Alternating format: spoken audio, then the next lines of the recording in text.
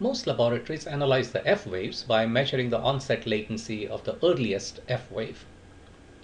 We stimulated the ulnar nerve 10 times, and it was the 10th stimulation that produced an F wave with the shortest latency. That trace is shown in red color. The vertical cursor labeled F-min coincides with the onset of that F wave, and the latency of the cursor is shown in the result table. That is our F wave latency, 29.5 milliseconds in this example. If we disagree with the cursor position or the automatic measurements, it can be changed manually either by using the knobs on the console or by using the mouse. So click on the marker, drag it to the desired position.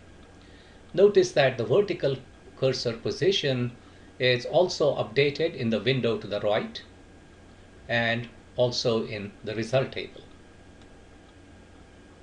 So this is the way we can measure the latency of the earliest F wave. One can also measure the latency of the M response. That is done by using the cursor labeled M, and we can change the position if necessary.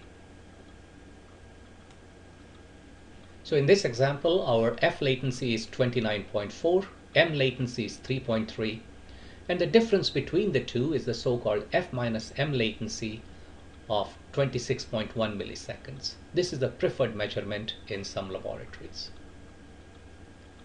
Some laboratories like to analyze the F waves in greater detail, or this may be done for research purposes.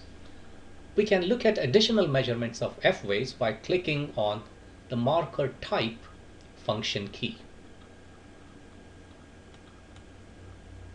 Now we see many more markings on the traces. At the beginning we have the M response. We can see the onset of the compound muscle action potential, the negative peak, and the positive peak. If an F wave is found, once again we have a marker for its onset, negative peak, and positive peak. Let's look at the result table. We have many different statistics. The minimum latency is 29.5, maximum is 31.9, mean is 30.7, and the range, which is the difference between maximum and minimum, is 2.4 milliseconds. Some also call this the chrono dispersion.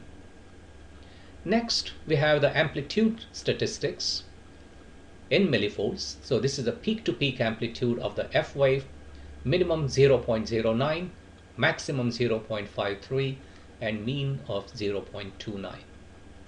The last column shows us the persistence of F waves, which is at 70.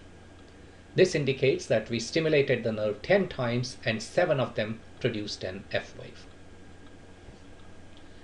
Let's look at some additional measurements of F waves, and I will display only the full result table. The last column shows us the conduction velocity measured in the motor nerve conduction program, that is 52.4 meters per second. This is a calculation that was performed in the motor nerve conduction test, and that result is simply imported in the F wave result table. Then we have two columns for M latency and M amplitude. They don't show much variation because we are stimulating at supramaximal intensity. A slight variation may occur due to slight changes in the position of the stimulator or movements. Let's focus on the middle three columns: distance, F estimate, and F velocity.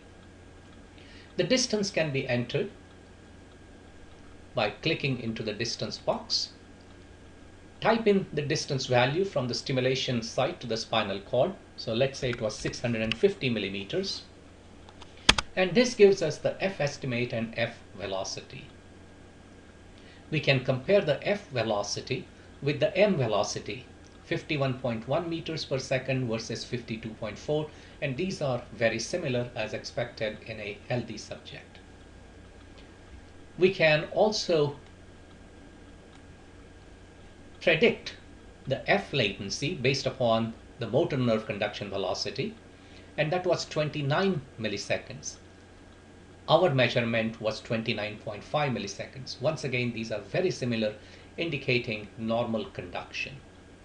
By comparing the F latency versus estimated F latency, or F velocity with M velocity, we can investigate conduction in proximal segments.